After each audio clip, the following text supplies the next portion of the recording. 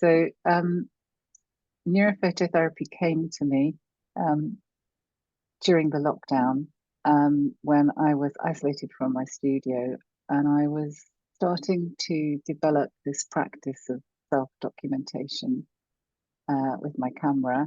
That's just all I had, and sharing images online in a completely new way for me. So what I think was enabled was like a far more intimate and seamless connection with other people through self-documentation, sharing images, and having fun with it, being quite playful and quite satirical.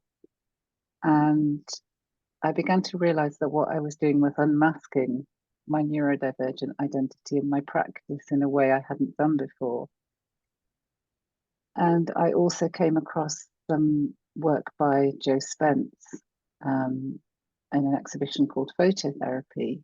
Joe Spence is sort of one of the key proponents of phototherapy as an art practice and as a therapeutic practice as well. So it's kind of like something that really fed into my ideas at that time.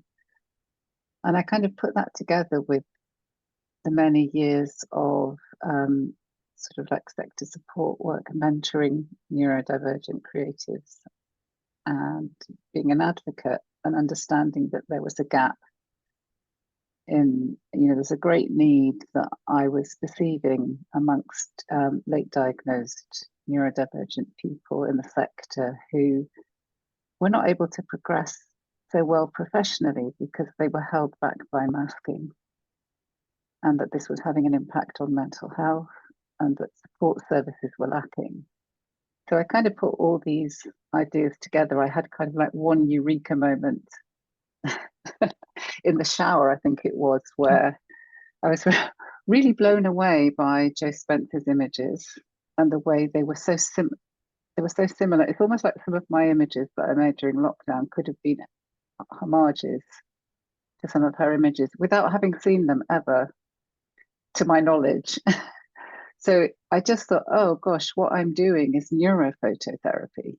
And then the whole thing just came to me that I needed to pull it all together and share it, because what I really wanted to do was develop it further, which is why I went for an Arts Council application, and find a way of sharing it. Because what I discovered was in making these images, in sharing them, in communicating in a way that was more congruent to my identity, I was being empowered in other areas of my life. And that's the kind of joy of neurophototherapy, in a way that it's not just about making images. It's not just about reconnecting with yourself through those images, so that's important enough, but that doing so kind of unlocks this sort of feeling of confidence about yourself, which then impacts other areas of your life. And so I wanted to create a project. I needed to test it. So I did so with an R&D, which was just a solo project. And then I wanted to test it with a group. It wasn't quite ready at the R&D stage to publish it. So I wanted to test it with a group to add more experiences to it and to see if indeed this was helpful and beneficial for other people, which it turned out to be.